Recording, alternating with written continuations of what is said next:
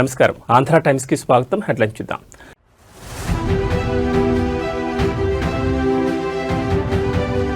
ఢిల్లీ పర్యటనలో ఉన్న Revanth Reddy global summit విజయంపై వివరించిన సీఎం.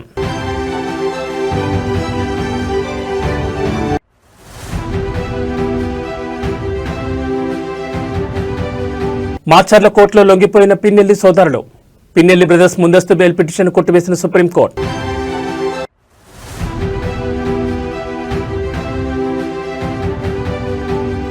విమానాల రద్దుపై క్షమాపణ చెప్పిన ఇండిగో చైర్మన్. మూల కారణాల దర్యాప్తుకు బయటి నిపుణుల నియామకం.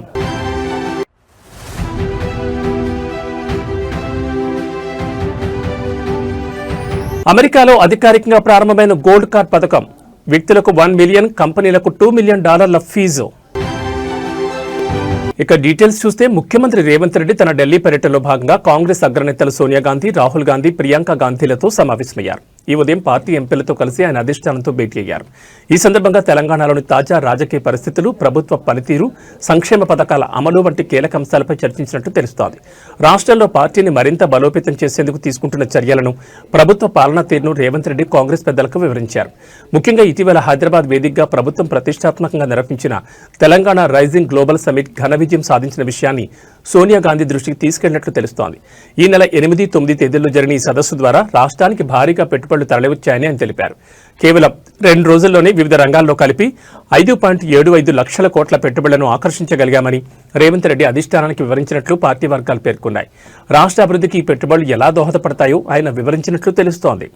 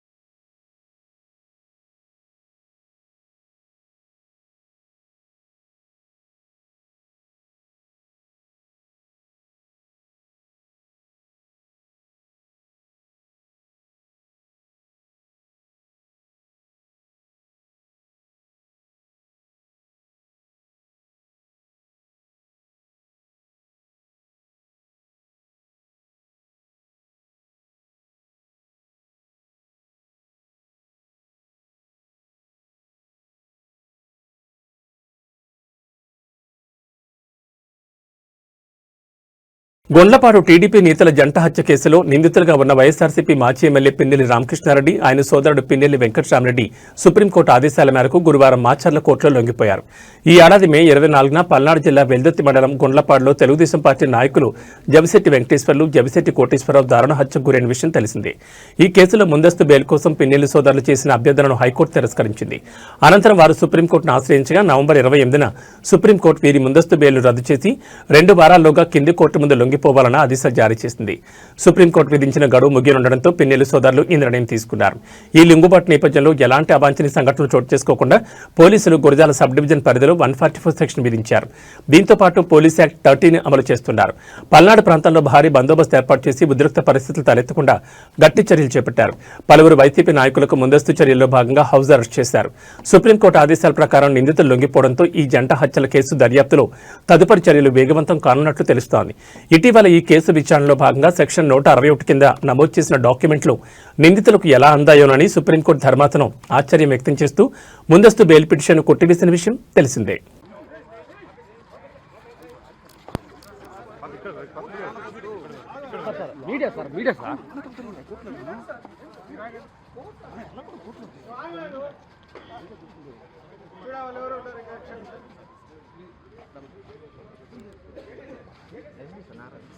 ఉమ్మడి నల్గొండ జిల్లాలో పంచాయతీ ఎన్నికలు నివురుగప్పిన నిప్పులా మారాయి. బుధవారం అర్ధరాత్రి నుంచి ఎక్కడో ఒక చోట కాంగ్రెస్, బీఆర్ఎస్ వర్గీయుల పరస్పర దాడులకు దిగుతున్నారు. తాజాగా పంచాయతీ ఎన్నికల పోలింగ్ స్థలాలను పరిశీలించేందుకు బీఆర్ఎస్ మాజీ ఎమ్మెల్యే కంచర్ల భూపాల్ రెడ్డి ఇవాళ ఉదయం చిట్యాల మండల పరిధిలోని ఉరుమట్ల గ్రామానికి వెళ్లారు. అదే సమయంలో అక్కడికి కాంగ్రెస్ నేత, dairy corporation chairman Gutta Amit Reddy కూడా తన అనుచరులతో అక్కడికి చేరుకున్నారు. ఈ క్రమంలోని ఇరు పార్టీల శ్రేణుల మధ్య మాటల యుద్ధం చోటు చేసుకుంది. ఓ దశలో అమిత్ రెడ్డి, భూపాల్ రెడ్డి ఒకరిపైకి మరొకరు దూసుకెళ్లేందుకు ప్రయత్నించగా పోలీసులు వారిని అడ్డుకుని గొడవలు వద్దని వారించడంతో పరిస్థితిని సద్దుమణిగింది. కాగా ఇవాళ తెల్లవారుజామున కేతేపల్లి మండల పరిధిలోని కొర్లపహాడ్లో పంచాయతీ ఎన్నికల సందర్భంగా బీఆర్ఎస్ కాంగ్రెస్ కార్యకర్తల మధ్య తోపులాట జరిగింది. ఈ పరస్పర దాడుల్లో పలువురికి గాయాలయ్యాయి. అనంతరం క్షతగాత్రులను చికిత్స నిమిత్తం నకరికల్ ప్రభుత్వాసుపత్రికి తరలించారు. తాజా పరిణామంతో ఎన్నికల అధికారులు కొర్లపహాడ్ గ్రామంలో భారీగా పోలీసులను మోహరించారు.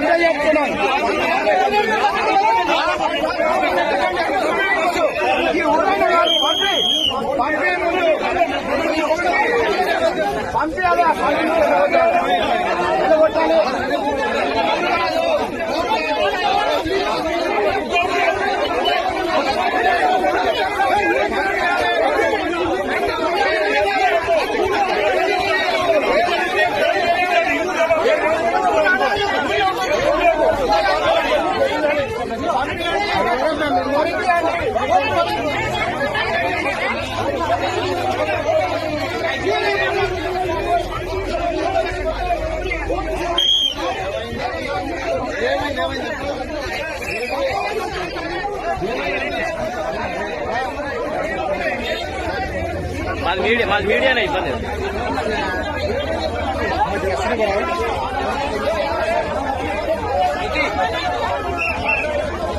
శృతి శృతి నడుస్తుంది.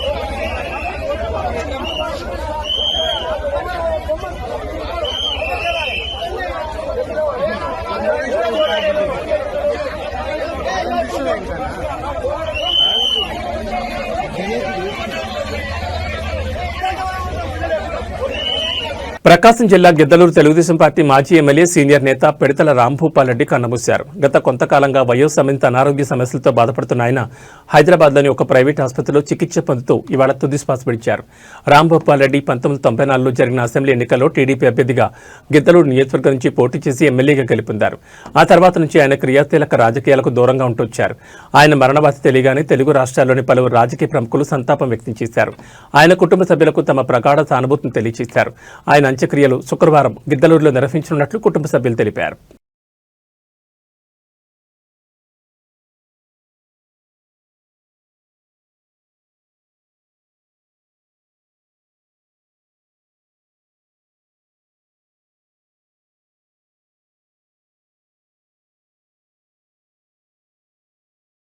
అనంతపురం జిల్లా కళ్యాణదుర్గం మున్సిపల్ చైర్పర్సన్ పదవి టీడీపీ కైవసం చేసుకుంది. మున్సిపల్ చైర్పర్సన్ గా తలారి గౌతమ్ ఎన్నికయ్యారు. కళ్యాణదుర్గం మున్సిపాలిటీలో మొత్తం 24 మంది కౌన్సిలర్లు ఉండగా టీడీపీకి 12 మంది కౌన్సిలర్లు, వైసీపీకి 12 మంది కౌన్సిలర్ల బలం ఉంది. అయితే ఎక్స్ అఫీషియో సభ్యులుగా ఎంపీ అంబికా లక్ష్మీనారాయణ, ఎమ్మెల్యే సురేంద్రబాబు ఓటేయడంతో మున్సిపల్ పీఠం టీడీపీ దక్కించుకుంది. ఈ గెలుపుతో తెలుగు తమ్ముళ్లు సంబరాలమేనంటాయి.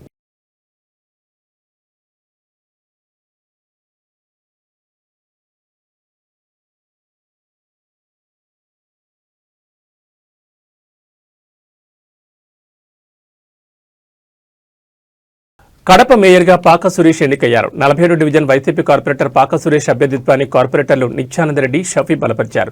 దీంతో పాక సురేష్ మేయర్గా ఎన్నికైనట్లు జాయింట్ కలెక్టర్ అదితి సింగ్ ప్రకటించారు.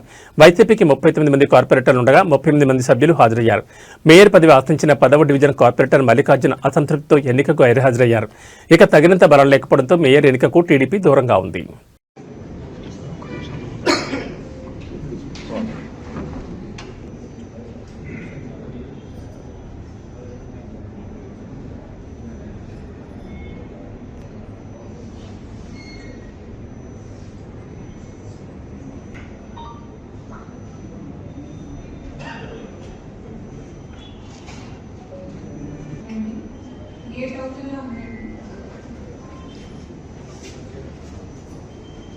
అదే చేయడం జరుగుతుంది.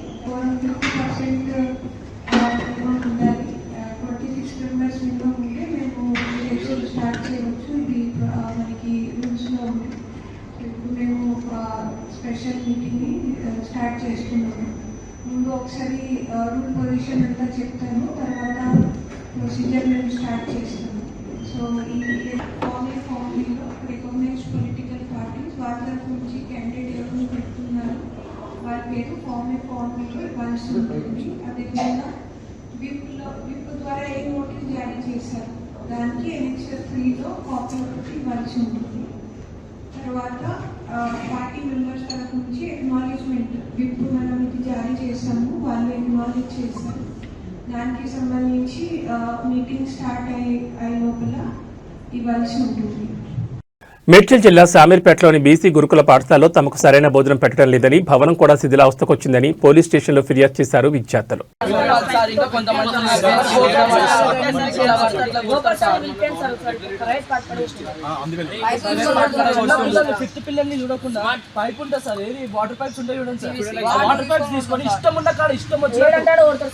సాంబార్ అయిపోయింది.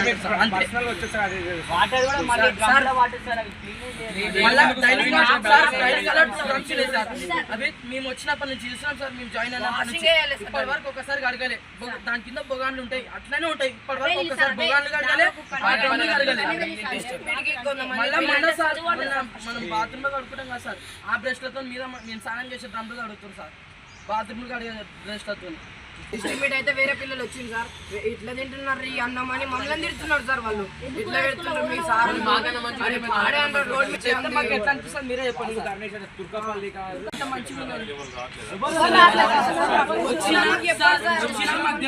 ప్రిన్సిపల్ రూమ్ లో కాడికి అంతే, ఆడికి మళ్ళీ వెళ్ళిపోతారు. అంచినా సరే ఒక్క పూట మంచిగా పెడతారు సార్ అంతే. మెన్నోళ్ళు ఉన్నట్టు చక్కగా పెడతలేరు, పొద్దున్న సాయంత్రం పెడతారు, సాయంత్రం పొద్దున్న పెడతారు. ఏం పడుతున్నారు అలాగే మేమేమన్నా అడిగితే మళ్ళీ కొట్టే నీకు ఎందుకు ఒక్కనే తింటలేరా అంటే చదవచ్చు అని పోలీస్ స్టేషన్ దాకా వచ్చినంటే చాలా ఇబ్బంది కదా. ఇబ్బంది అర్థం చేసుకోండి సార్, ఓకే కానీ కమిటీ మీటింగ్ కూడా పెట్టాను, పెట్టి చెప్తాను.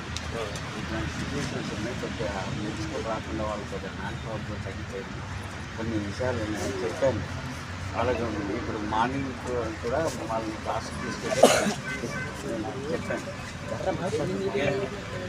టాలీవుడ్ సీనియర్ హీరో అయిన మెగాస్టార్ చిరంజీవి ప్రముఖ పారిశ్రామికవేత్త మహేంద్ర గ్రూప్ చైర్మన్ ఆనంద్ మహీంద్రాపై ప్రశంసల వర్షం కురిపించారు. తెలంగాణ గ్లోబల్ సమ్మిట్లో ఆనంద్ మహీంద్రాను కలిసిన చిరంజీవి ఆయన వ్యక్తిత్వాన్ని పొగుడుతూ సోషల్ మీడియా వేదికగా ట్వీట్ చేశారు. ఆయన తన ట్వీట్లో ఆనంద్ మహీంద్ర వినయం, నిరాడంబరత తనకు ఎంతో ఆకట్టుకున్నాయని, వ్యక్తిగతంగా ఆ లక్షణాలు తాను ఎంతో గౌరవిస్తానని చిరంజీవి పేర్కొన్నారు. అంతేకాకుండా ఆనంద్ మహీంద్ర తన విలువలు, పనులు, నడవడికలతో గొప్పతనాన్ని పెంచుకున్న రతన్ టాటాను గుర్తు చేస్తున్నారని చిరంజీవి ఆ పోస్టులో ప్రస్తావించారు. ఆనంద్ మహీంద్ర సామాజిక సేవా కార్యక్రమాలకు కట్టుబడి ఉండడం తనకు చాలా స్ఫూర్తినిచ్చిందని, ఆయనతో కలిసి అలాంటి సార్థకమైన పనులలో పాల్గొనడానికి తాను మరింత ఉత్సాహంగా ఉన్నారని చిరంజీవి తెలిపారు. ఈ సమావేశాన్ని ఏర్పాటు చేసినందుకు సీఎం రేవంత్ రెడ్డికి చిరంజీవి ప్రత్యేక కృతజ్ఞతలు తెలిపారు. భవిష్యత్తులో ఇలాంటి స్ఫూర్తిదాయకమైన సంభాషణల కోసం ఎదురుచూస్తున్నారని మెగాస్టార్ తన ట్వీట్ను ముగించారు.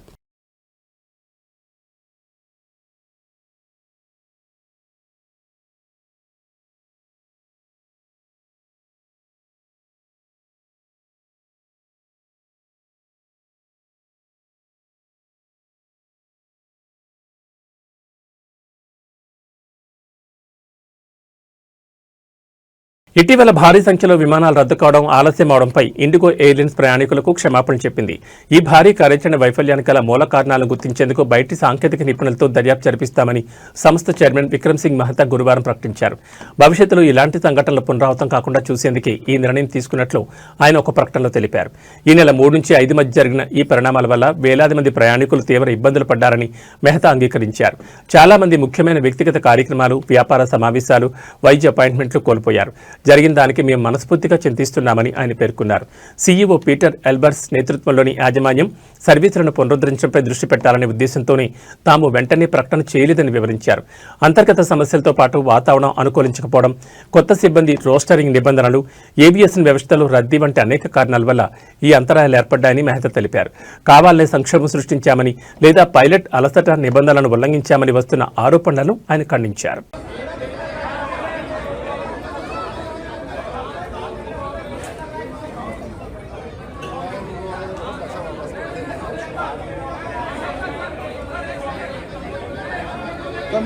अपने भाई को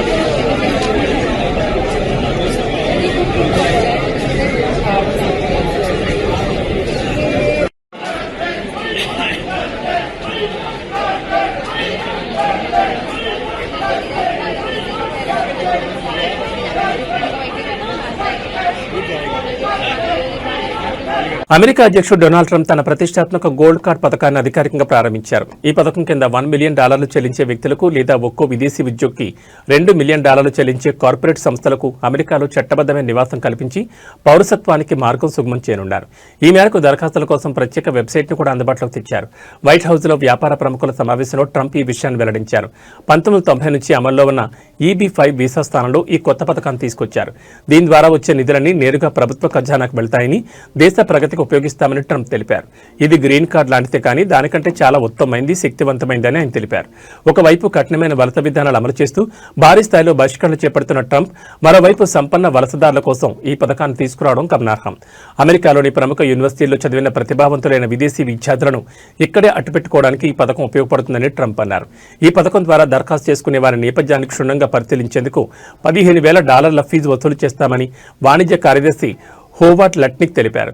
భారత్, చైనా, ఫ్రాన్స్ వంటి దేశాల నుంచి వచ్చే అత్యుత్తమ గ్రాడ్యుయేట్లు ఈ గోల్డ్ కార్డు పొందొచ్చని ట్రంప్ పేర్కొన్నారు.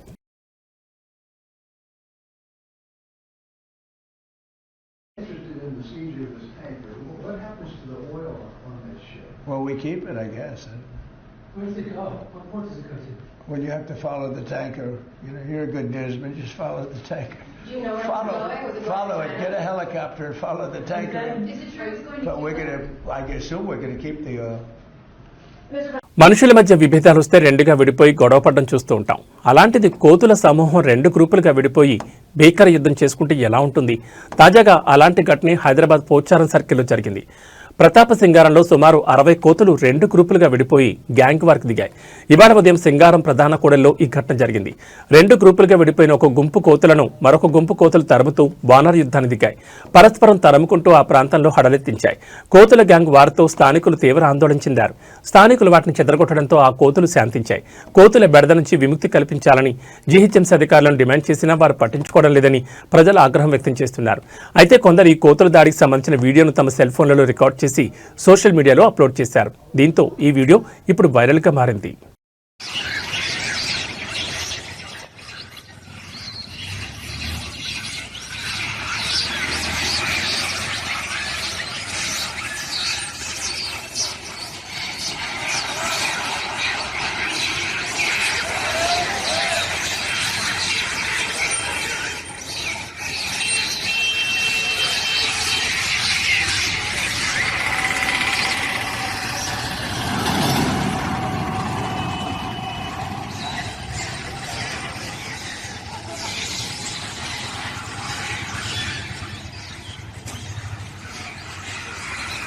మెదక్ జిల్లా వెల్దుర్తి మండలంలోని చెర్లపల్లి, శంసిరెడ్డిపల్లి తాండా, బస్వాపూర్ గ్రామాల్లో సర్పంచ్ వార్డు సభ్యుల స్థానాలకు ఒక్కొక్కటి నామినేషన్ దాఖలైంది.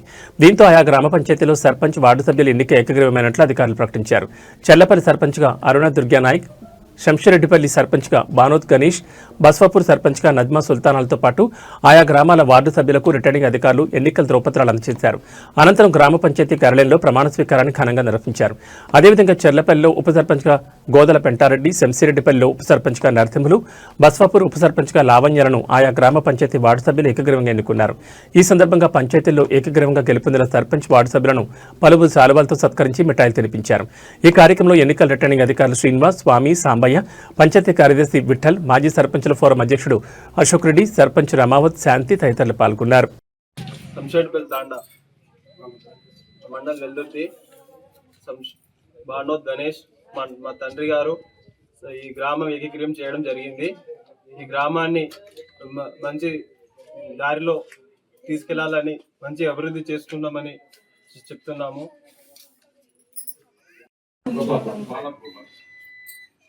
గోపాల్ గారు, మీరు కూడా అతన్ని బలపరుస్తున్నారు. ఇంకెవరైనా వేస్తారండి? ఇంకెవరైనా ఉన్నారా? ఉప సర్పంచ్ కాంటాక్ట్ చేస్తాను. ఉప సర్పంచ్ ఇప్పుడు ఎవరు వేసిందంటే బలపరిచేటువంటి వ్యక్తులు తర్వాత ప్రపోజల్ ఇవ్వాల వీళ్ళిద్దరు వ్యక్తులు ఏం చేసినట్టే ఎవరిని అనబోయిన నరసింహుల్లో ఏకగ్రీవంగా ఎన్నుకున్నట్లుగా గంపల శేఖర్ ప్రతిపాదించిండు. భాను గోపాల్ అతన్ని బలపరిచారు.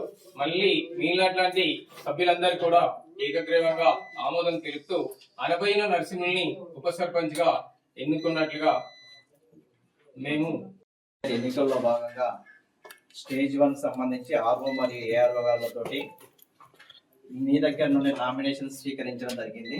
అది ఎంపీడీఓ ఆఫీస్ వెతుర్తి అందు తీసుకోవడం జరిగింది. అయితే మీ గ్రామం నుండి ఒకే ఒక అంటే సర్పంచ్ కానీ వార్డు మెంబర్ కానీ అందరికీ దేనికి ఒక్కొక్క నామినేషన్ వచ్చిన వల్ల ఏకగ్రీవంగా ఎన్నికైనట్టు ప్రకటించడం జరుగుతుంది. మరి అదే తర్వాత దానికి నిన్నటి వరకు ఏకగ్రీవం ఎన్నిక జరిగింది.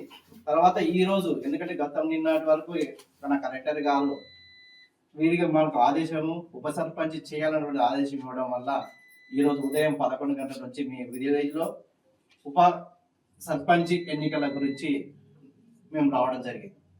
మరి అందుకు గాను మనకు ఆల్రెడీ సర్పంచ్గా తర్వాత ఉన్నటువంటి 6 వార్డు మెంబర్లో అందరూ కోరం అనేటువంటి ఫుల్ కోరం 100% కోరం వచ్చింది. కాబట్టి మనం ఈరోజు ఇప్పుడు ఉప సర్పంచ్ ఎన్నికకు మనం నోటీస్ ఇవ్వడం జరుగుతుంది. మరి ఈ ఉప సర్పంచ్ ఎన్నిక నోటీసులో మనకు 2 రకాలుగా ఉంటాయి. ఒకరు వస్తే ఆటోమేటిక్గా దానికి అతనికి బలపరిచిన వ్యక్తి కావాలి, తర్వాత ఇంకోటి ప్రతిపాదించిన వ్యక్తి. ఇద్దరు పేర్లు మనకు కావాలి. ఎవరైతే మనం బలపరుస్తామో తర్వాత పోటీ చేస్తామో ఆ 2 పేర్లు కావాలి. ఆ 2 వ్యక్తులు ఇక్కడ సంతకం పెట్టాలి. అది ఒక నామినేషన్ వచ్చినప్పుడు. అదే మాదిరిగా సేమ్ సెకండ్ నామినేషన్ మీద పోటీ ఉన్నది అనుకోండి. చాలా సంతోషం. చెల్లపల్లి గ్రామ పంచాయతీ రెండోసారి గ్రామ పంచాయతీ ఎన్నికల్లో ఏకగ్రీవ ఎన్నికకు సహకరించినటువంటి చెల్లపల్లి గ్రామస్తులు తాండావాసులు అందరూ కూడా వాళ్ళ ఏకాభిప్రాయాన్ని మద్దతు ప్రకటించి ఏకగ్రీవంగా ఈ బాడీని ఎన్నిక చేసినందుకు గ్రామ ప్రజలకు అందరికీ మా వ్యక్తిగత విజయాన్ని వాళ్ళ విజయంగా అంకితం చేస్తున్నాం. అభివృద్ధి విషయంలో వాళ్ళు పార్టీలకు అతీతంగా గ్రామాభివృద్ధి ధ్యేయంగా మేము అందరినీ కలుపుకట్టుకో అభివృద్ధికి ముందు సాగించడానికి మేము కృషి చేస్తాం. మా పైన ముఖ్యంగా నా పైన గ్రామవాసులందరూ కూడా అపారమైన విశ్వాసం నుంచి నాకు బాధ్యతలు అప్పగించినందున నా పూర్తి సాయశక్తులు నా ప్రయత్నాన్ని కొనసాగించి గ్రామాభివృద్ధి కోసకు సదా ఎప్పటికీ నా వ్యక్తిగత ప్రయత్నం కొనసాగుతూనే ఉంటుంది. నాకు కాకపోతే ఎవరు ఎంత ప్రయత్నం చేసినా గ్రామస్తుల సహకారం కూడా అందరికీ మద్దతుగా ఉంటేనే అది కొద్దిగా విజయవంతంగా ఉంటుంది. కాబట్టి గ్రామస్తులందరూ కూడా ప్రతి కార్యక్రమానికి తమ వంతు కార్యకర్తగా కర్తవ్యం. ఇవి ఈ బులెటిన్ విశేషాలు. మరో బులెటిన్లో మళ్ళీ కలుసుకుందాం. నమస్కారం.